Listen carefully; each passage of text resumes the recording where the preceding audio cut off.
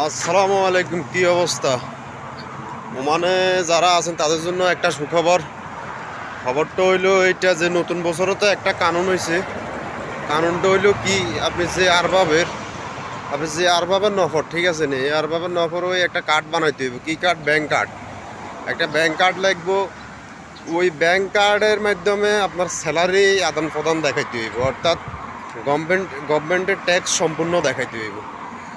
তো আজকে মনে করেন সকাল 8টা বাজে আইসি অফিসে, ব্যাংক দোফার আর কি, পাঁচকেড়ের ব্যাংক দোফারা আইসি। ব্যাংক দোফারা কার্ডটা বানাইছি, এক সপ্তাহ আগে জমা দিয়েছি, আজকে পাইছি।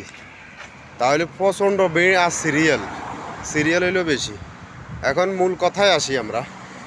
তো আপনার ওই কার্ডটা জরুরি হয়েছে এই কারণে, এই নতুন বছরের কারণ এটা করছে যে এই কার্ডের মাধ্যমে আরভাবে আপনাকে বেতন দিই, ওই বেতন আরভাবের টাকা আরভাবে উঠাইব, মানে গভর্নমেন্টের ট্যাক্স সম্পূর্ণ দেখাই ফেললাই এই কামটা করছে আর কি।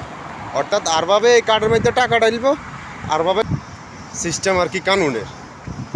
তাহলে কার্ড বানাইতে হইব জরুরি, নইলে গ্যারামা যেটা আইব ওই গ্যারামাটা তোমারে দিতে হইব।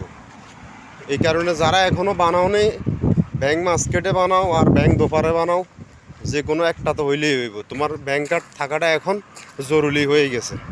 যাদের নাই তারা বানাই ফেলো, পরে ভোগান্তিতে পড়বা। আমি ব্যাংক দোপারে বানাইতে গেছি, আমারে দিছে এই মাসের 15 তারিখে, গত মাসের 15 তারিখে দিছি, বলছে আগামী মাসের 23 তারিখে আসার লাই। তাহলে সবাই যাদের নাই তারা তাড়াতাড়ি করে একটা এই ব্যাংক কার্ড বানাই ফেলান। এ হলো খবর।